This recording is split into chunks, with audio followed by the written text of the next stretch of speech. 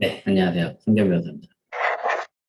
변호사 업계에서 일을 하다 보면 정말 다양한 유형의 변호사들 만나게 되고 또 많은 이야기들을 듣게 됩니다. 물론 훌륭한 변호사들도 많이 있지만 지나칠 정도로 불량한 변호사들도 많은 것이 이 바닥인 것 같아요. 미국에서 일을 하다 보니 특히 여기선 변호사에 대한 신뢰도가 한국에 비해서도 훨씬 낮다는 것을 자주 느낄 수 있었는데요.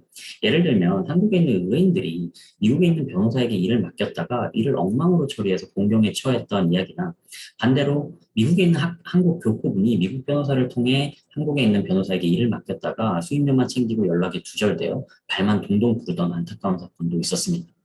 저도 미국에 오기 전에 자주 듣던 말이 해외에 나가선 한국인을 가장 조심해라 라는 말이었는데 참으로 안타까운 일이 아닐 수 없습니다. 오늘은 불량 변호사의 이 몇 가지 사례들을 한번 이야기해보고 의뢰인들이 가져야 할 경각심에 대해서 이야기를 나눠보고자 합니다.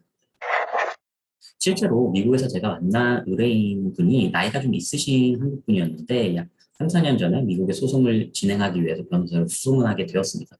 일단 다른 나라에서 소송을 진행한다는 것이 언어와 의사소통의 문제가 상당히 중요한 부분이었기 때문에 어쩔 수 없이 한국어를 구사할 수 있는 변호사를 찾을 수밖에 없었고 그 과정에서 어떤 한 한국인 사무장을 소개받았었다고 합니다. 그 사무장은 어, 해당 분야의 유명한 변호사를 선임해서 본인이 직접 사건을 관리하겠다라는 등의 이 온갖 감언이설로 의뢰인을 설득해서 변호사비와 소개비 등의 명목으로 1억이 넘는 선수금을 받아갔었습니다. 나중에 보니 일반 소송을 주로 하는 개인 변호사를 선임해서 진행하고 있었으면 물론 어느 이후부터는 변호사에게 비용도 제대로 지급하지 않아 변호사가 결국 사임을 하였고 부랴부랴 한국의 어느 로펌의 소개를 통해서 제가 있었던 로펌을 찾아오게 된 케이스였습니다. 이전에 이 사건을 진행하던 개인 변호사가 작성한 이 서면의 퀄리티가 가히 처참한 수준이었는데요. 이는 변호사만을 탓할 수 없는 것이 변호사는 의뢰인으로부터 제대로 사건의 내용을 설명 듣지도 못하고 관련 자료들도 전달받지 못한 상황에서 중간에서 사무장이 전달해준 내용만을 토대로 서면을 작성한 것으로 보였고 사무장 역시 수임 이후에는 의뢰인과의 커뮤니케이션에는 전혀 신경을 쓰지 않았기 때문입니다. 그 의뢰인을 제가 처음 만났을 때 그 의뢰인이 세상 모든 변호사들을 경멸하는 듯한 그 눈빛을 잊을 수가 없습니다. 또 다른 사건은 제 지인인 변호사를 찾아온 의뢰인의 이야기인데요. 그 의뢰인은 미국에서 거주 중인 교포 사업가였습니다. 한국에서 이제 상속 분쟁으로 인해서 소송을 제기하려고 한국에 있는 변호사를 알아보던 중이었는데 아무래도 한국을 떠나온 지도 오래됐고 한국에 아는 지인들이 별로 없다 보니 한국에서 변호사를 찾는 것이 쉽지 않았던 모양입니다.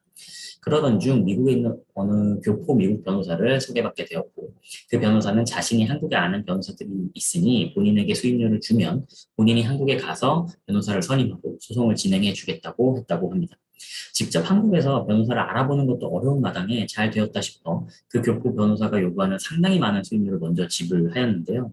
그 변호사가 한국에서 개인 변호사를 선임하여 지불하였다고 주장하는 그 수임료 자체가 제 경험상 한국에서 개인 변호사가 비슷한 유형의 사건을 수임하는데 일반적으로 받는 수임료의 적정 시장 가격을 훨씬 상회하는 금액이었습니다.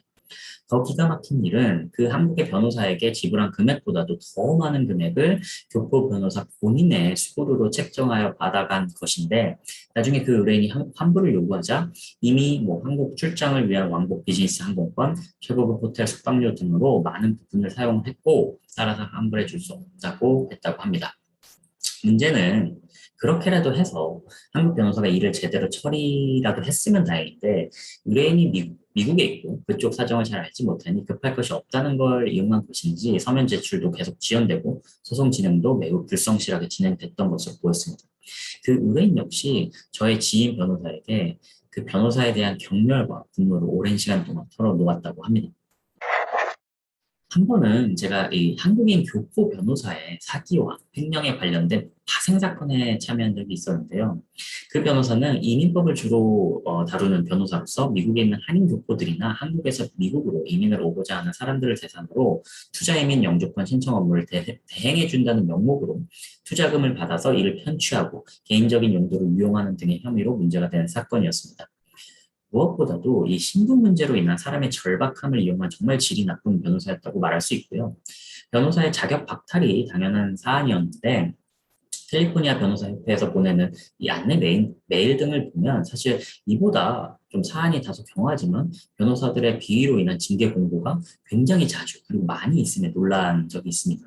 개인적으로 미국이 이 비위를 저지른 변호사에 대한 징계 수위 부분과 관련해서는 한국보다는 일반인들의 법관정에 조금 더 가깝지 않나라는 생각을 하는데요.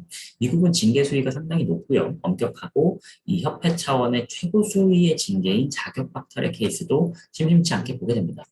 아무래도 그렇다 보니 법조인 스스로부터 이 법조 윤리에 대해서 무겁게 받아들이는 정도가 다르다는 것도 많이 느끼게 됩니다. 몇 년 전에 한국의 8대 전문직 중 신뢰하는 직업에 대한 여론조사 결과를 본 적이 있는데요. 가장 신뢰하는 직업으로서 의사가 1위를 차지했고 변호사의 신뢰도는 의사의 3분의 1 수준에 불과한 것으로 나타났다고 합니다. 그리고 응답자 10명 중 7명은 변호사를 신뢰하지 않는다고 답했다고 하고요. 전문직이라는 것 자체가 이 서비스업을 기반으로 하는 것인데 이 신뢰를 받지 못하는 서비스업이란 것은 그 존재의 근간부터가 흔들리는 것이라는 생각이 듭니다. 그리고 이 변호사업 자체가 이 법률 지식의 비대칭을 이용한 일종의 지식의 판매업인데 이게 인터넷의 발달로 지식 비대칭의 간극이 점점 줄어들고 있고 이런 점을 저를 포함한 변호사들이 항상 명심해야 한다고 생각이 듭니다. 이 지식의 비대칭도 줄어들고 있는 마당에 인간적인 신뢰까지 할 수 없는 변호사들에게는 더 이상 의뢰인들이 과거처럼 마지못해 찾아가는 일은 없어질 것이기 때문이죠. 의뢰인들도 좀 더 꼼꼼하고 깐깐해질 필요가 있습니다. 위에서 언급한 불량 변호사의 사례들을 접하면서 계속 경각심을 가질 필요가 있는데요. 남이 사기당한 이야기를 들을 때는 아니 바보처럼 저런 일에 왜 당하지라고 생각하다가도 그 일이 내 일이 되면 나도 모르게 이성을 잃고 뭔가에 홀려서 속는 것이 사람입니다. 특히 한국에 있는 분들이 미국에 있는 변호사를 선임할 일이 생긴다면 그냥 지인이나 뭐 어디 네이버 카페 같은 데서 소개를 받아서 변호사를 선정하기보다는 더욱더 신중하고 주의를 기울일 것을 당부하고 싶습니다. 한국에 있는 변호사는 언제라도 내가 직접 찾아가든 뭐 사무실로 전화를 하든 내가 컨트롤을 할 수 있는 반면에 미국에 있는 변호사를 찾아가거나 자주 전화로 뭐 상황 설명을 요구하거나 하는 것이 어렵기 때문이죠. 의뢰인인 내가 컨트롤을 놓치는 순간 불량 변호사들에게는 내 멋대로 날뛰는 기회를 주는 것입니다. 따라서 선임 전에 방문이 가능하다면 꼭 변호사를 직접 만나서 얼굴을 보면서 사람의 진실성을 파악해보고 직접 방문이 어렵다면 최소한 영상회의로라도 변호사와 사건에 대한 상담을 받아보는 것이 좋습니다.